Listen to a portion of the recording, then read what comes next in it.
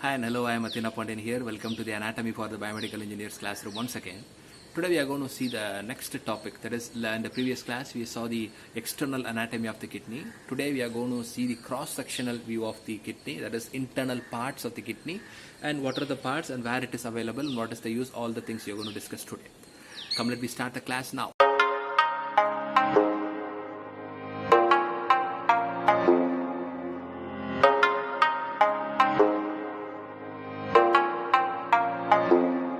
Let me see the internal structure of the kidney. So this is the cross-sectional view of the kidney. That is, from the top to bottom, we are just to make a cross over there. These are all the parts available inside the kidney. Okay. Of course, we know that the external structure of the kidney is covered by the renal capsule. It will give the protection from the infection. Okay, this particular internal structure can be divided into the two major portions. One is renal cortex region and the renal medulla region. Renal cortex region and the renal medulla region. The outer side of the portion near the renal capsule are considered as the renal cortex region, and next to the renal cortex region are called the renal medulla region. Please remember.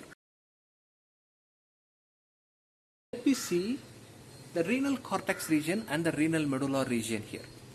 Of course, I told you this renal cortex and renal medulla is the main portion of the system, that is internal anatomy.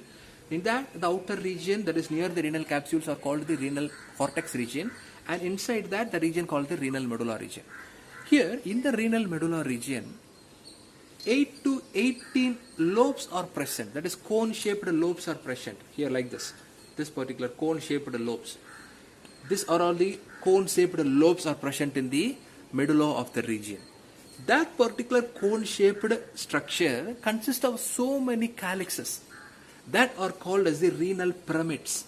In the lobes, in the renal lobes, there are so many finger-like projections or so that are called as the renal pyramids.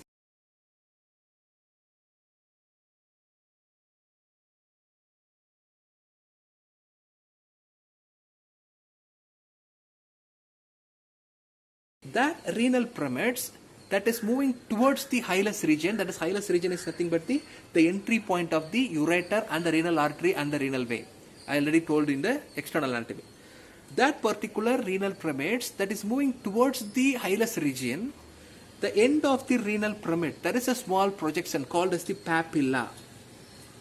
Okay, then next to the papilla, the opening is drained into the minor calyxes. Okay.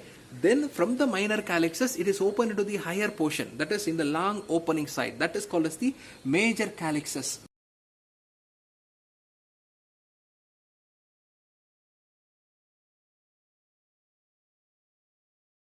And then the major calyxes join the region called the renal pelvis.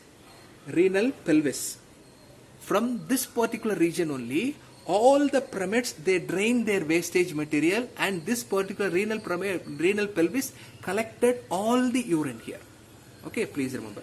So this particular renal pelvis, once it receives all the unwanted wastes from each and every pyramids or each and every lobes of the kidney, then this particular renal pelvis drain the urine into the renal hilus region through the ureter.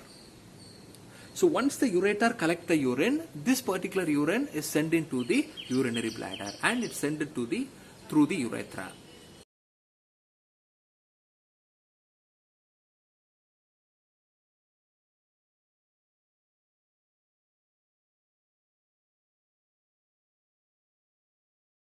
What is the purpose of all these parts? That is renal cortex, renal medulla, this cone-shaped region, renal pyramid, renal calyxes. So renal calyxes is nothing but the minor calyx and the major calyx, please remember. So what is the need of all this thing is, see, each and every parts, there is a presence of nephron is there. Of course, in the next class, you are going to see the structure of nephron. So half portion of the structure of the nephron will present in the renal cortex region. Then the remaining half portion is present in the renal medulla region. So according to the structure and according to the function of each and every parts of the nephron, this particular parts acquire. So according to the functionality, this particular parts works on. So nephron play a main vital role. According to the portion of the nephron or according to the parts of the nephron, each and every parts do the special function. So every parts of the nephron is placed in the, some of the things in the cortex region, some of the things in the medulla region.